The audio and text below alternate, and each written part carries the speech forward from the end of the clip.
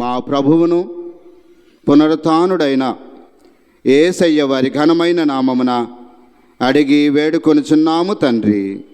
ఆమేన్. క్రీస్తునందు ప్రియ దేవుని సంగమా, దేవుని బిడ్డలారా, మన ప్రభువును విమోచకుడినైన యేసయ్య వారి మహోన్నతమైన కృపలో ఈ ఉదయకాల సమయమందు, అందున మార్చి నెల మొదటి ఆదివారపు దినాన్న ఆయన పరిశుద్ధ సన్నిధానములో, ఆయన పరిశుద్ధ సమభక్త ఆరాధనలో మనం అందరూ కూడా పాలు పంపులు పొందుకోవటానికి దేవాది దేవుడు తన మహాకృపను మనందరికీ అనుగ్రహించిన ఈ గొప్ప తరుణాన్ని బట్టి నేను దేవునికి మనందరి పక్షాన స్తుతులు చెల్లింపబద్ధుడనై ఉన్నాను. ఈ ప్రాతకాల సమయమందు దేవుని ఆరాధించడానికి ఆసక్తితో చేరవచ్చిన మీ అందరికీ, ప్రాముఖ్యంగా నా తోటి జత పనివారులు రెవరెండ్ డాక్టర్ ప్రతాప్ అయ్య గారికి, రెవరెండ్ రత్నాకర్ గారికి, శతవార్షిక రూపాంతర దేవాలయ సంఘ అడ్మినిస్ట్రేటివ్ బాడీగా ఉన్నటువంటి పీసీ సభ్యులకు, ఎల్సీ సభ్యులకు, పీసీ చైర్మన్గా ఉన్నటువంటి ప్రియులు శ్రీ ఉన్నమట్ల కరుణాకరరావు గారికి, డెలిగేట్స్గా ఉన్నటువంటి వారికి, సంఘ స్త్రీల సమాజానికి, యవన బిడ్డలకు, సండే స్కూల్ బిడ్డలకు, శతవార్షిక రూపాంతర దేవాలయ కుటుంబంతటికీ కూడా ప్రభువైన యేసుక్రీస్తు వారి ఘనమైన నామాన్ని బట్టి ఈ ప్రాతకాల శుభాభివందనాలు మీ అందరికీ తెలియపరుస్తూ ఉన్నాను. పిల్లారా, చాలా సంతోషం. దేవుడు గత నెలంతా కూడా మన జీవితాలలో అనేకమైనటువంటి ఇబ్బందులు, శోధనలు, బలహీనతలు అనేకమైనవి ఎదురైనప్పటికీ కూడా తన యొక్క బలిష్టమైన బాహు కింద మనల్ని సంరక్షించి మరొక నూతన మాసంలో ప్రవేశపెట్టి ఆయన సన్నిధానంలో ఆయన ఆరాధించే భాగ్యం మనకి ఇచ్చినందులకై మీ అందరి పక్షాన నేను మరొకసారి దేవునికి స్తుతులు చెల్లిస్తూ ఉన్నాను. పిల్లారా, చాలా సంతోషం. దేవుని యొక్క మహాకృపలో ఈ రోజున ప్రపంచ ప్రొటెస్టెంట్ సంఘాలన్నీ కూడా ఒక చక్కని ఆదివారాన్ని, ఈ ఆదివారం పేరేంటంటే క్వింక్వా గేసిమా ఆదివారం. క్వింక్వా అంటే 50 అని మనందరికీ తెలిసినటువంటిది. ప్రభువైన యేసుక్రీస్తు వారి యొక్క పునరుత్థాన దినాన్ని, మానవుల కొరకు ఆయన బయలుపరిచినటువంటి ఆ పునరుత్థాన శక్తిని మన జీవితాల్లో మరొకసారి జ్ఞాపకం చేసుకుంటూ ఆ పునరుత్థాన శక్తిని నీవు మళ్ళా పొందుకోవటానికి 50 దినాల దూరంలో ఉన్నవనేటువంటి ఒక స్మరణను మన ముందుంచటానికి మన పితరులు మరి బసం బుధవారం ముందొచ్చేటువంటి 3 ఆదివారాలను ఒక ప్రత్యేకమైన నామధేయంతో పిలుస్తూ సెప్తియా గేసిమా, శాక్సా గేసిమా, ఈ దినాన్న క్వింక్వా గేసిమా అనేటువంటి ఆదివారంతో పిలుస్తూ మనం ప్రభువైన యేసుక్రీస్తు యొక్క శిలువ, శ్రమ, మరణ, పునరుత్థానాలతో మమేకం కావటానికి దేవుడు మీకు ఒక అవకాశం ఇస్తున్నారనే సత్యాన్ని మీకు జ్ఞాపకం చేయటానికి మన పితరులు చక్కని సిద్ధపాటు ఆదివారాలుగా వీటిని అన్నిటిని కూడా ఏర్పాటు చేశారు. ఈ దినాన్న మనం చదువుకున్న లేఖన భాగాలు పత్రికా పాఠ్యభాగంలో అపోస్తలుడైన పౌలు కొరింథీ సంఘాన్ని హెచ్చరిక చేస్తూ మానవుని యొక్క జీవితంలో దేవుని దగ్గర నుండి పొందుకున్న ప్రేమ ఎంత ఉన్నతమైనటువంటిదో ఆ ప్రేమ యొక్క ప్రాశస్త్యతను తెలియచేస్తూ తన యొక్క శాశ్వతమైనటువంటి జీవితాన్ని తెలియపరుస్తూ మాట్లాడినటువంటి మాటలు మనం జ్ఞాపకం చేసుకున్నాం. సువార్త పాఠ్యభాగం దగ్గరికి వచ్చే సమయానికి మనందరికీ తెలిసినటువంటి సుపరిచితమైన లేఖన భాగం, ప్రభువైన యేసుక్రీస్తు వారు యెరూషలేముకు ప్రయాణమై వెళుతూ అక్కడ చేసిన ఒక అద్భుతమైనటువంటి గొప్ప కార్యం, గుడ్డివాడిని బర్తిమయిని స్వస్థపరిచినటువంటి ఆ వృత్తాంతాన్ని మనమందరం కూడా జ్ఞాపకం చేసుకున్నాం. ఈ 2 పాఠ్యాంశాలు కూడా క్రైస్తవ ఆధ్యాత్మిక జీవితంలో అందరికీ సుపరిచితమైన లేఖన భాగాలే. బహుశా నేను అంటూ ఉంటాను, ఈ లేఖన భాగాలు తెలియనటువంటి క్రైస్తవుడు బహుశా ఉండడు. ప్రేమను గురించి పౌలు ఎలుగెత్తి చెప్పినటువంటి మాటలు, గ్రుడ్డి భర్తమై తాను ఏ విధంగా స్వస్థతగా తన జీవితంలో స్థిరపరచుకున్నాడో అతను కనపరిచినటువంటి ఆ విశ్వాస ప్రక్రియను చాలాసార్లు మనం జ్ఞాపకం చేసుకున్నాం. ఈ దినాన మరలా వాటిని జ్ఞాపకం చేసుకుని ప్రభు యొక్క శిలువ శ్రమ మరణ పునరుత్థాన జ్ఞాపకం చేసుకునే ముందు ఆ శిలువ శ్రమ మరణ పునరుత్థాన జ్ఞాపకం చేసుకునేటువంటి మన ఆధ్యాత్మిక జీవితాలలో మన విశ్వాసపు పోకడలు ఏ విధంగా ఉన్నాయో మనల్ని మనం పరిశీలన చేసుకోవటానికి దేవుడు ఒక చక్కని అవకాశం అందించాడు. ఈ రెండింటిని కూడా నేను జాగ్రత్తగా క్రోడీకరించి ఈరోజు నేను మీ ముందుంచుతున్న ప్రసంగ అంశం రక్షణార్థమైనటువంటి విశ్వాసం, ఫెయిత్ఫుల్ సాల్వేషన్.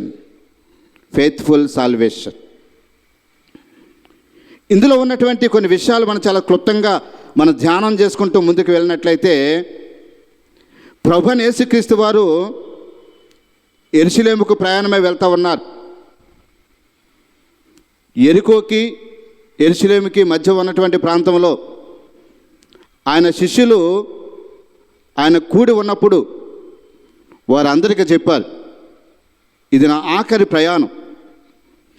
అక్కడికి వెళ్ళిన తర్వాత నన్ను అందరూ పట్టుకుంటారు, హింసిస్తారు, ఇబ్బందులు కలుగుతాయి, శోధనలు కలుగుతాయి అనేటువంటి మాటను వారికి మరొకసారి జ్ఞాపకం చేస్తూ ఉన్నాడు. ఎందుకు జ్ఞాపకం చేస్తూ ఉన్నాడంటే, ఆయన ఈ లోకానికి ఏమై ఉన్నాడో తెలియచేయటానికి వారికి తెలియజేస్తున్నప్పుడు అక్కడ ఉన్న శిష్యులు ఎందుకు ఈ విషయాలు చెప్తున్నారో గ్రహించలేనటువంటి పరిస్థితి వారి జీవితాల్లో మనం చూస్తూ ఉన్నాం. రెండోదిగా మనం అక్కడ ఆలోచన చేసినప్పుడు ఆయన చుట్టూ చాలామంది జనసమూహాలు ఉన్నారు. జనసమూహాలు వారికి ఉన్నటువంటి సాంప్రదాయం ఏంటంటే, బోధకులు ప్రయాణం చేస్తున్నప్పుడు వారి వెనకాల జనసమూహం నడుస్తూ ఆ రబ్బీలు చేసే బోధలకు వారందరూ కూడా ఆ మాటలు వినటం, వాటికి ఆ అర్థాలు తెలుసుకోవటం అది ఆనవాయితీ.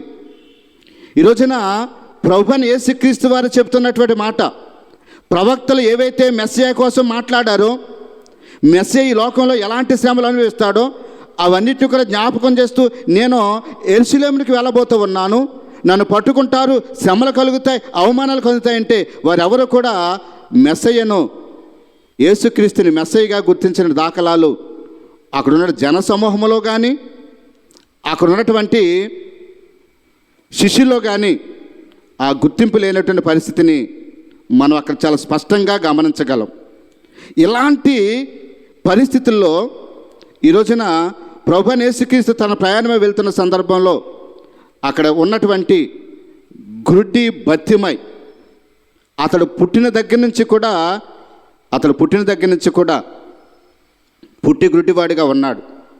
ఈ సువార్త పాఠ్యభాగాన్ని మనం చాలా జాగ్రత్తగా ఆలోచన చేస్తూ అందులో ఉన్నటువంటి లేఖన భాగాన్ని నేను 3 భాగాలకు విభజించి ఆ 3 విషయాలు మీ ముందుంచి నా ప్రసంగాన్ని ముగించాలని ఆశపడుతూ ఉన్నాను నేను. అందులో మొట్టమొదటి మనం జాగ్రత్తగా మనం ఆలోచన చేసినట్లయితే అక్కడ మనం స్పెసిఫిక్గా గుర్తించవలసినటువంటి వ్యక్తి ఎవరంటే పుట్టి గుడ్డివాడు. అతడు గుడ్డివాడే కావచ్చు, కానీ అతని యొక్క విశ్వాస జీవితం అందరూ హర్షించదగినటువంటి విశ్వాసయుతమైనటువంటి జీవితం అనేటువంటి సత్యాన్ని మనం అందరూ కూడా జ్ఞాపకం చేసుకోవాలి. అతని విశ్వాసాన్ని పండితులు చాలా చక్కని పేర్లు పెట్టారు. అతని విశ్వాసం అంట శక్తి కలిగినటువంటి విశ్వాసం. అతని జీవితంలో అతను చేస్తున్న పని ఏంటంటే, త్రోవ ప్రక్కన కూర్చుని అతని జీవితంలో అతను మాట్లాడుతున్నటువంటి ఒకే ఒక్క మాట భిక్షాందేహి. అతని జీవితంలో పదే తన నోట నుండి వచ్చేటువంటి మాట భిక్షాందేహి. అతని దగ్గరున్న పాత్రలో అతను వింటున్నటువంటి శబ్దం ఏంటంటే, అతని భిక్ష పాత్రలో అతని దగ్గర పడుతున్నటువంటి ఆ కాయిన్ శబ్దాన్ని అతని జీవితంలో ఎల్లప్పుడూ తరచుగా వింటూ ఉన్నాడు. ఇలాంటి తన జీవితంలో కొనసాగుతూ ఉన్నాడు. ఇంకా అతని యొక్క వ్యక్తిగత జీవితాన్ని కూడా మనం ఆలోచన చేసినట్లయితే ఇతని యొక్క గుడ్డివాడిగా ఉండటానికి గల కారణం ఏంటంటే వాళ్ళందరూ మాట్లాడుతున్న మాట, ఇతడు పాపి. చాలామంది డిస్కషన్ చేసుకున్నారు కదా. ఇదే బాచ్య భాగాన్ని మార్కు సువార్తికుడు, మత్తయి సువార్తికుడు కూడా చాలా చక్కగా రాస్తూ ఉంటాడు. వీళ్ళు డిస్కషన్ చేసుకుంటూ వీడు గుడ్డివాడిగా ఉండటానికి కారణం ఏంటంటే వీడు తల్లిదండ్రులు చేసిన పాపమా, వీడు చేసిన పాపమా అనుకుని ఆలోచన చేస్తూ ఒక ముద్ర ఏంటంటే వీడు ఖచ్చితంగా పాపం చేసిన వాడు కనుక అందుకనే వీడికి ఆ గుడితనం రావటానికి గల కారణం ఏంటంటే వీడు పాప భూయిష్టమైనటువంటి జీవితాన్ని కలిగి ఉన్నాడు అనేటువంటి ఒక ఆలోచనతో వారందరూ కొనసాగుతున్నారు.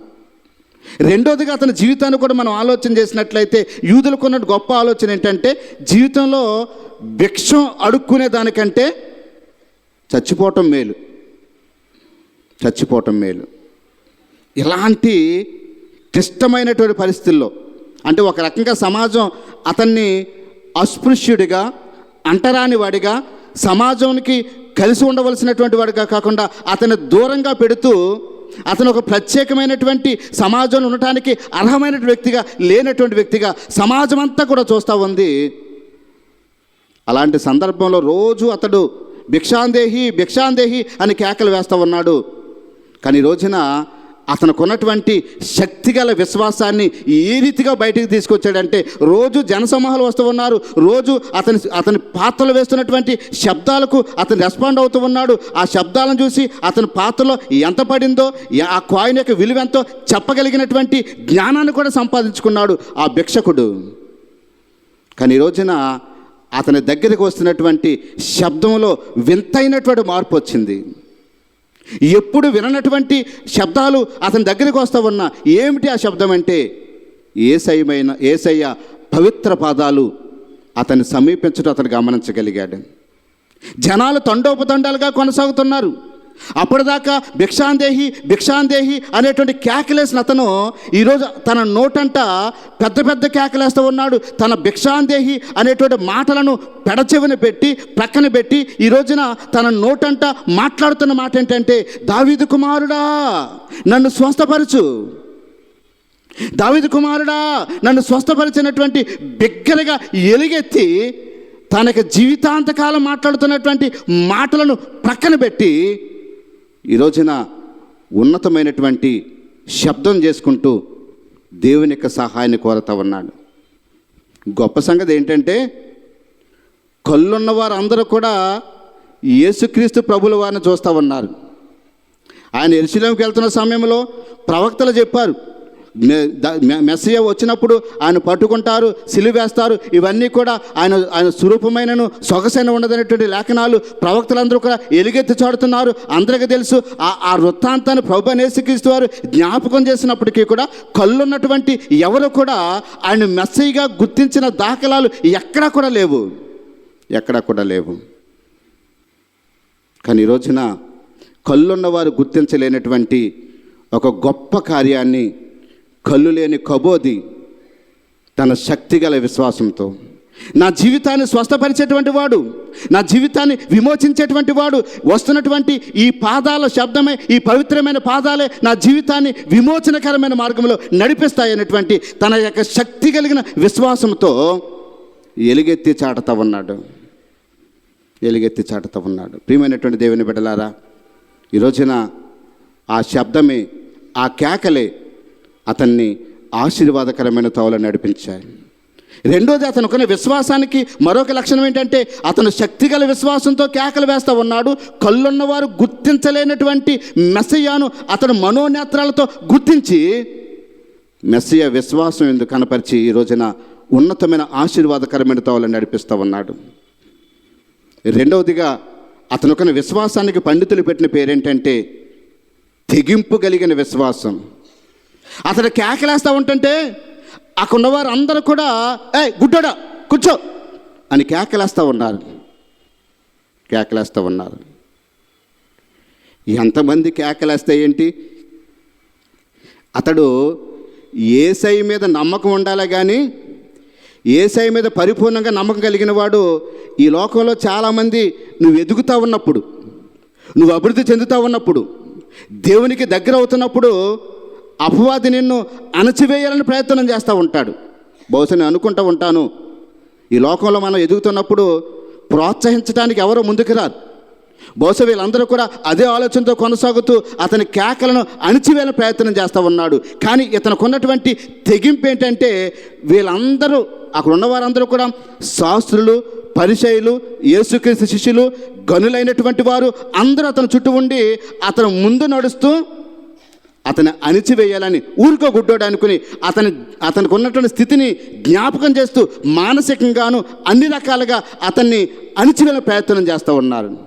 కానీ అతనికి ఉన్నటువంటి తెగింపుతో కూడినటువంటి విశ్వాసం, ఎంతమంది నన్ను అణిచివేస్తే నాకేంటి, నా రక్షకుడు నన్ను రక్షిస్తాడని వారు కేకలు వేసే కొలది, వారు గద్దిస్తున్న కొలది ఆయన మరింత తెగింపుతో, అసలు విశ్వాసానికి ఉండే గొప్ప లక్షణమే తెగింపు. ప్రభువైన యేసుక్రీస్తు వారి దగ్గరికి ఆయన పరిచయం చేస్తున్న కాలంలో పక్షవాయు గలవారిని దగ్గర తీసుకొచ్చారు. ఆయన దగ్గరికి వెళ్ళటానికి అవకాశం లేకపోతే ఆ నలుగురికి ఉన్నటువంటి విశ్వాసపు తెగింపు ఎంత గొప్పదంటే, ఇంటి పైకెక్కి అదంతా తీసివేసి అందులో నుంచి మంచంతో సహా యేసయ్య దగ్గరికి తీసుకెళ్ళరాగలిగారంటే వారి విశ్వాసం ఎంత తెగింపు గలదో మనందరికీ తెలుసు. అబ్రహాముకి విశ్వాసం కూడా మనకు తెలుసు. నీకున్న ఒక్కగానొక్క కొడుకుని నాకు ఇచ్చేయంటే నేను ఎలాగిస్తాను ప్రభు అని అనలేదు. తెగింపుతో యెహోవా ఈరే చూసుకున్న విశ్వాసంతో, తన తెగింపు విశ్వాసంతో తన కుమారుని బలివ్వటానికి కూడా వెనుకాడలేదు అబ్రహాం. ఇక్కడ గమనించవలసినటువంటిది, విశ్వాసానికి ఉండే గొప్ప లక్షణం ఏంటంటే తెగింపుతో కూడినటువంటి విశ్వాసం. దేన్నైనా లెక్క చేయకుండా దేవుడు నన్ను విమోచిస్తాడు, దేవుడు నన్ను ఖచ్చితంగా తన ఆశీర్వాదకరంగా నడిపిస్తాడనేటువంటి విశ్వాసంతో ఎంతమంది గనులైనటువంటి వారు అతను అణిచివేయాలని ప్రయత్నం చేసిన, దావీదు కుమారుడా నన్ను స్వస్థపరచని కేకలు వేస్తూ ముందుకు వెళుతూ ఉన్నాడు. అతని తెగింపుకి మనమందరూ కూడా హ్యాట్స్ ఆఫ్ చెప్పాలా. మూడవదిగా అతనికి ఉన్నటువంటి దైవికమైన విశ్వాసం, డివైన్ ఫెయిత్. చాలామంది ఉన్నారు అక్కడ, కానీ ఈ లోకంలోంచి ఈ దౌర్భాగ్యకరమైన స్థితిలో నుంచి నన్ను విమోచించగలిగినటువంటి వాడు ప్రభువైన యేసుక్రీస్తు మాత్రమే అనేటువంటి ఒక చక్కని ఉద్దేశంతో ఈ రోజున దేవుని యొక్క ప్రేమను అతను చూరగొనటానికి, దేవుడే నన్ను స్వస్థపరచగలడు, దేవుడని విమోచించగలిగినటువంటి వాడు, అతను కళ్ళుతో చూడలేడు ఏం చేసిన అద్భుతాలు, కానీ తన మనోనేత్రాలతో దేవుడు మాత్రమే నన్ను స్వస్థపరచగలడనే పరిపూర్ణమైన విశ్వాసం. ఈరోజున అతని విశ్వాసం శక్తి కలిగిన విశ్వాసం, తెగింపు కలిగిన విశ్వాసం, దేవుని మీద పరిపూర్ణమైనటువంటి నమ్మకంతో కొనసాగిన విశ్వాసం.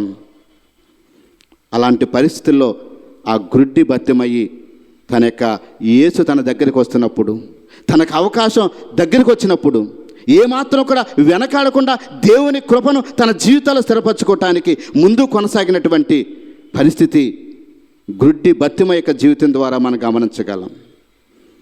రెండవదిగా మనం ఆలోచన చేసినట్లయితే అక్కడ చాలా జాగ్రత్తగా మనం ఆలోచన చేస్తే, మొట్టమొదటి గుడ్డి బత్తిమ జీవితాన్ని మనం ఆలోచన చేస్తూ ఉన్నాం. రెండవదిగా అక్కడ ఉన్నటువంటి మరొక గొప్ప సంగతి ఏంటంటే, అక్కడ ఆనాటి ప్రజల పరిస్థితిని కూడా మనం జ్ఞాపకం చేసుకోవాలి. అక్కడ ఉన్నటువంటి జనాంగాలందరినీ కూడా రెండు రకాలుగా విభజిస్తే అక్కడ రెండు రకాలైన జనాంగాలు మనకు కనబడ్డారు. ఒక జనాంగం గద్దించే జనాంగం. వీళ్ళు ఎప్పుడు ఉంటారు సమాజంలో. వీళ్ళ గద్దింపు కారణం ఏంటంటే, మేము గొప్పోళ్ళం కాబట్టి, మేము అధికారం కలిగిన వాళ్ళం కాబట్టి, మేము ఏం చెప్తే మా పక్కన ఉన్నవాడు మా వెనకాల ఉన్నవాడు ఏది పడితే చెయ్యాలి. ఇదంటా ఉంటాను అహంభావంతో కూడినటువంటి మనస్తత్వం. ఇంకా లోతుగా మాట్లాడాలంటే పొగరతో కూడినటువంటి మనస్తత్వం. ఈ రోజున చాలా జాగ్రత్తగా మనం ఆలోచన చేయాలి. అతనుకున్న అధికారాన్ని బట్టి, అతనుకున్నటువంటి స్థితిగతులను బట్టి దేవుని యొక్క ప్రేమను ఇతరులకు అందించగలిగే స్థితి వారిలో ఉండాలా. అంతేగాని అతడు దేవుని కృప కొరకు ప్రయత్నం చేస్తూ ఉంటుంటే, దేవునికి దగ్గర వాళ్ళు ప్రయత్నం చేస్తూ ఉంటుంటే, సమాజం నుంచి వాడిని దూరంగా నెట్టేసి నీ స్థితి సరైనటువంటిది కాదు, నీ పరిస్థితి సరైనటువంటిది కాదు, అతన్ని ఇంకను అణగదొక్కడానికి ప్రయత్నం చేస్తూ మనుషులను అణగదొక్కేటువంటి జనాంగాలుగా ఉన్నారు. ఒకవేళ అలాంటి గుంపులో మనం ఉన్నామేమో, ఈ క్వింకవా కేసు ఆదివారపు ఆలోచన చెయ్యాలి. రెండవ వర్గం ఎవరంటే యేసుక్రీస్తు దగ్గరకు ఆ గుడ్డివాడిని తీసుకువచ్చిన జనాంగం. వీరి ద్వారా మనం నేర్చుకోవాల్సినటువంటి ఒక ప్రాముఖ్యమైన సంగతి ఏంటంటే, సమాజంలో సంఘములో నిస్సహాయ స్థితిలో ఉన్నటువంటి ప్రతి ఒక్కరికి కూడా నువ్వు దేవుని దగ్గర నుంచి ఏ ప్రేమనైతే పొందుకున్నావో, నువ్వు దేవుని దగ్గర నుంచి ఏ కృపనైతే పొందుకున్నావో, ఆ కృపను ఇతరులకు పంచవలసిన బాధ్యత నీకు తప్పనిసరిగా ఉందనేటువంటి ఒక చక్కని సమాజయుతమైనటువంటి బాధ్యతను మనకు గుర్తు చేసేవారుగా ఉన్నారు. ఒకళ్ళేమో గద్దిస్తూ ఉన్నారు, ఒకరు ఏం చేస్తూ ఉన్నారు, వాడిని ఈ మార్కు సువార్త, మత్తయి సువార్తలో యేసుక్రీస్తు దగ్గరికి వాడిని తీసుకుని రావటం అనేటువంటిది మనం చూస్తూ ఉన్నాం. ప్రియమైనటువంటి దేవుని బిడ్డలారా, ఈరోజు చాలా జాగ్రత్తగా మనం ఆలోచన చేయాలి. మనం రక్షించబడటం, మనం విమోచించబడటం, మన సమాధానపడటం, ఇది క్రైస్తవ జీవితానికి అంతటితోనే కాదు. రక్షించబడినటువంటి నీవు, దేవుని కృపను పొందుకున్న నీవు, నీ వెనకాల అనేక మంది నిస్సహాయ స్థితిలో, అనగాని స్థితిలో ఉన్నటువంటి వారిని అందరినీ కూడా దేవుని వైపు నడిపించవలసిన బాధ్యత నీపైన ఉన్నదనేటువంటి సత్యాన్ని జ్ఞాపకం చేసుకోవాలి. ఎవరు చేయగలరు ఈ కార్యాన్ని అంటే, దేవుని చేత ప్రేమించబడినటువంటి వారు ఆ ప్రేమను ఇతరులకు పంచగలిగే వారుగా ఉంటారని సత్యాన్ని జ్ఞాపకం చేసుకోవాలి. అందుకని చదువుకున్న పత్రిక పాఠ్యభాగంలో పౌలు భక్తుడు, నీకు ఆ భాషలు మాట్లాడే వరాలున్నా, లేదంటే పరిశుద్ధాత్మ వరాలు నీకున్నా, నువ్వెంత గంభీరంగా మాట్లాడగలిగినటువంటి ఆ యొక్క వాక్చాత నీకున్నా, ఇవన్నీ కూడా ఉపయోగం లేదు. కానీ ఈ ఎన్నున్నా ఏమున్నా కానీ ప్రేమను ఇతరులకు పంచలేకపోతే నీ విశ్వాస జీవితం ఘనఘనలాడేటువంటి, ఎంత చక్కగా చెప్పాడో చూడండి. గద్దింపుతో ఉన్నటువంటి వారు తమకున్న స్థితిని బట్టి ఇతరులను అణిచివేయాలని ప్రయత్నం చేస్తున్నారు. కానీ వారిలో ఉన్నటువంటి కొందరు క్రీస్తు దగ్గర ఏ ప్రేమనైతే పొందుకున్నారో, మా జీవితంలో అద్భుతాలు చూసాం, రక్షించబడ్డాం, విమోచించబడ్డాం అనేటువంటి ఆ తలంపుతో ఈ రోజున ఈ గుడ్డి బ్రతుమైని యేసు క్రీస్తు దగ్గర తీసుకుని వెళ్తున్నట్లుగా మనం జ్ఞాపకం చేసుకోవాలి.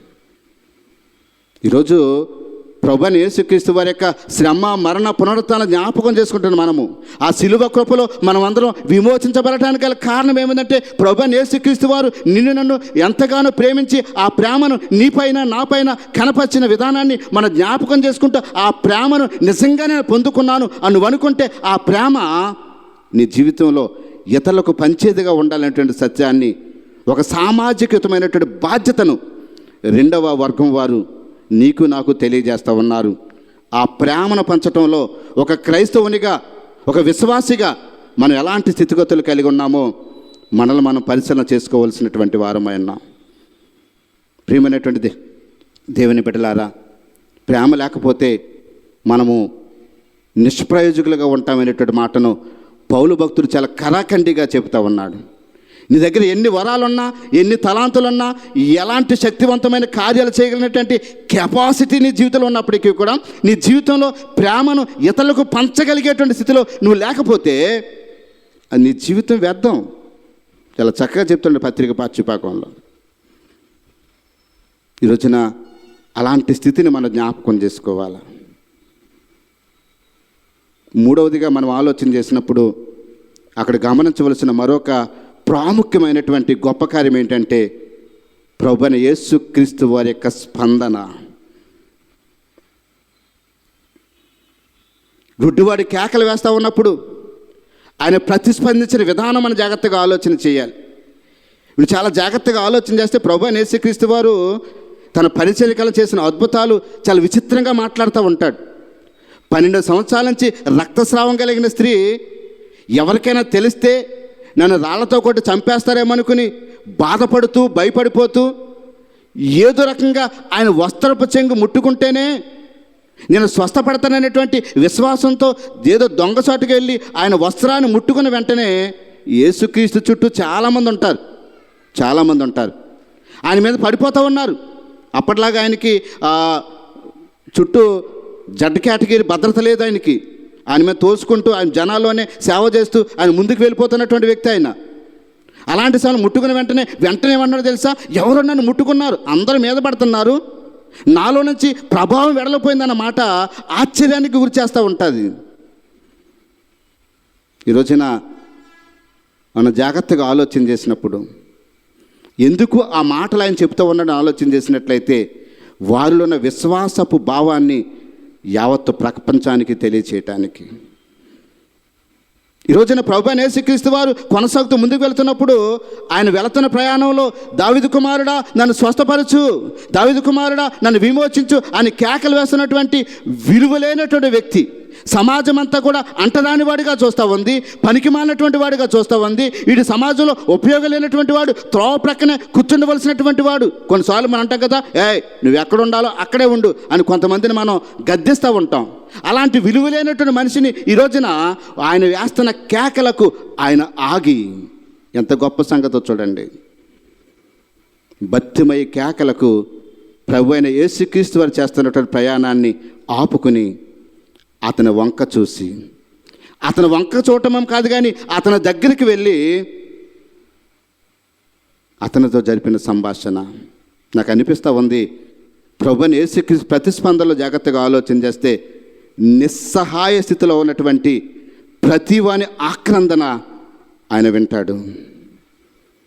నువ్వు ఎలాంటి స్థితిలో ఉన్నా కానీ నువ్వు ప్రభువైన యేసుక్రీస్తు వారి శరణ కోరినప్పుడు, ప్రభువైన యేసుక్రీస్తు వారి యొక్క సహాయాన్ని కోరినప్పుడు, నీ స్థితి ఏదైనా, నీ పరిస్థితి ఎలాంటిదైనా, నీ స్థితిగతులు ఎలాంటివైనా కానీ నీకోసం ఆయన ఆగి నీ దగ్గరికి రావటానికి ఆయన సిద్ధంగా ఉన్నాడు.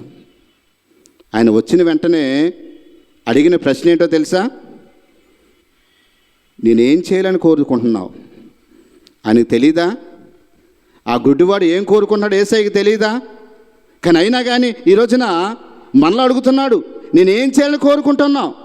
ఆ ప్రశ్న అడగటం ఉద్దేశం ఏంటంటే, వారిలో ఉన్న విశ్వాసాన్ని కేవలం విశ్వాసం ద్వారా స్వస్థపరచడం మాత్రమే కాదు, కానీ వారిలో ఉన్న విశ్వాసం ద్వారా రక్షణకరమైన తావులో వారిని నడిపించడానికి ఆయన ఒక చక్కని ప్రశ్న వేస్తున్నట్లుగా మనం గమనించాలి.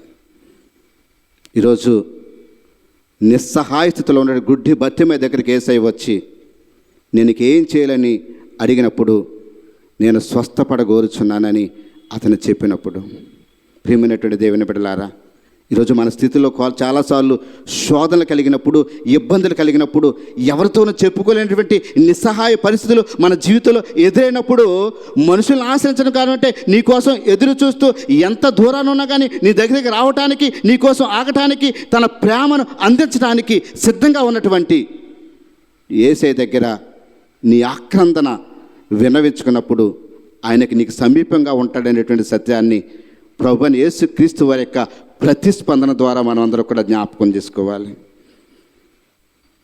అతని దగ్గరికి వచ్చి అతని స్వస్థపరచడంలోనే ఆయన తన ప్రేమను తన పట్ల కనపరిచాడు. ఆయన ప్రేమ కేవలము గనులైన వారి కోసం కాదు.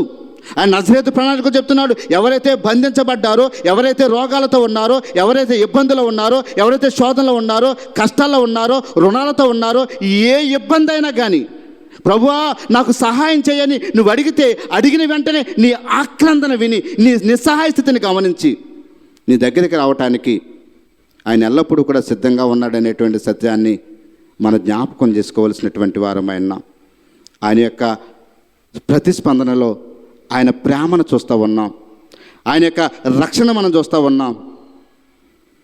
ప్రియమైనటువంటి దేవుని బిడ్డలారా, ఈ ఉదయకాల సమయం ముందు మనం జ్ఞాపకం చేసుకోవాలి. ప్రభువైన యేసుక్రీస్తు వారు యెరికో ప్రయాణంలో చివరి ప్రయాణం వారి విశ్వాసాన్ని పెంపొందింపజేస్తూ ఉన్నాడు. వారి విశ్వాసం ద్వారా కేవలము వారిని ప్రేమించడం మాత్రమే కాదు, వారిని అందరికీ కూడా రక్షణకరమైన తావులో వారు కొనసాగింప చేయడానికి వారందరి పైన ఒక గొప్ప కార్యం చేస్తూ ఉన్నాడు. నేను అంటూ ఉన్నాను, మండల కాలంలో మనం ప్రవేశించడానికి సిద్ధపడతా ఉన్నాం, లెంటి కాలంలో మనం సిద్ధపడతా ఉన్నాం. ఒకవేళ రేపు బుధవారం నుంచి ప్రారంభమయ్యే లెంటి కాలం మన జీవితాల్లో ఇంతకుముందు చాలా కాలాలు, మండల కాలాలు మన జీవితాల్లో జరిగి ఉండవచ్చు. ఒకవేళ ఇదే చివరి మండల కాలం అయితే మన జీవితాల్లో, ఇదే లెంటి కాలం మన జీవితాల్లో ఆఖరి మండల కాలం అయితే, ఒకసారి దినాన్న మన విశ్వాసం ద్వారా రక్షణార్థమైన తావుల్లో మనం కొనసాగుతున్నామో లేదో మనల్ని మనం పరిశీలన చేసుకోవటానికి దేవుడు ఒక అవకాశం ఇస్తూ ఉన్నాడు. వచ్చిన అవకాశాన్ని గ్రుడ్డి భర్తమై సద్వినియోగం చేసుకున్నాడు. ఒకవేళ కేకలు వేశారు కదా అనుకుని ఆ త్రోవ ప్రక్కనే అతడు మిన్నకుండి ఉండిపోయి ఉంటే అతని జీవితమే ఇక అక్కడే అంతమైపోను. కానీ ఈ రోజున అతడు ఎవరిని కూడా లెక్క చేయకుండా తెగింపు గల విశ్వాసంతో, శక్తి గల విశ్వాసంతో, దైవికమైన విశ్వాసంతో దేవుడే నా సర్వస్వం అనుకుని తన సమస్తాన్ని కూడా దేవునికి సమర్పించుకుని ఆ విశ్వాసంతో తన జీవితాన్ని రక్షణకరమైన తోవలో నడిపించుకోగలిగాడు. వచ్చిన అవకాశాన్ని సద్వినియోగం చేసుకోగలిగాడు. ఒకవేళ మండల కాలం నీకు ఏదో ఆచారంగా ఆచరించడం కోసం దేవుడు నీకు అనుగ్రహించబడట్లేదు. కనీసం ఈ మండల కాలంలోనైనా నీ విశ్వాసాన్ని రక్షణకరమైన తోవలో నడిపించుకోవటానికి నువ్వు సద్వినియోగం చేసుకుంటావనే ఉద్దేశంతో దేవుడు ఒక అవకాశాన్ని నీకు నాకు అనుగ్రహిస్తూ ఉన్నాడు. యోబు అవకాశాన్ని గుడ్డి భత్యమై తన జీవితాల్లో సద్వినియోగం చేసుకుని ఈ రోజున అతడు వెంటనే ఎప్పుడైతే యేసు స్వస్థపరిచాడో వెంటనే తన చేతిలో ఉన్నటువంటి పాత్రను గిరాట వేసి ఏం చేశాడంట? యేసును వెంబడించాడు. యేసుతోనే తన జీవితాన్ని ప్రారంభించాడు. యేసుతోనే తన జీవితాన్ని కొనసాగించి ఈ రోజున ప్రపంచమంతటా కూడా సాక్షాత్మైనటువంటి వ్యక్తిగా కొనసాగుతూ ఉన్నాడు. కారణం దేవుని పైన అతనుకున్నటువంటి పరిపూర్ణ విశ్వాసం అతను రక్షణకరమైన తావుల్లోనికి నడిపించగలిగింది. మనమందరం రక్షించబడినటువంటి వారమే, విశ్వాసంలో ఎదుగుతున్నటువంటి వారమే. కానీ మన విశ్వాసం యేసును ఆకర్షించగలిగే స్థితిగతి మన జీవితాలు ఉందో లేదో మనల్ని మనం పరిశీలన చేసుకుంటూ ఇది నాన్న మండల కాలంలో సిద్ధపడేటువంటి మనము మరొకసారి దేవుడు నీకు నాకు మన విశ్వాసాన్ని కొనసాగించడానికి, మన విశ్వాసంలో ఇంకా ఉన్నతమైన స్థితిలో వెళ్ళటానికి, మన స్థితిగతులు మార్చుకోవటానికి ఒక చక్కని అవకాశాన్ని మనకు అనుగ్రహిస్తూ ఉండగా మనం దాన్ని సద్వినియోగం చేసుకుంటూ ఆయన నామ మహిమార్థమైన బిడ్డలుగా కొనసాగటానికి ఇవ్వబడిన అవకాశాన్ని గుడ్డి భత్యమై వలె సద్వినియోగం చేసుకుని రక్షణకరమైన తోవలో కొనసాగటానికి సిద్ధపడదాం. అట్టి కృపను పొందుకోవటానికి పరిశుద్ధాత్మ దేవుడు తన కృపా సహాయం మనకు మన కుటుంబాలకు అనుగ్రహించిన గాక. సమస్త జ్ఞానమునకు మించిన దేవుని సమాధానం మన ప్రభువైన యేసుక్రీస్తు వలన మీ హృదయములకు మీ తలంపులకు కావలిండును గాక. దహన బలి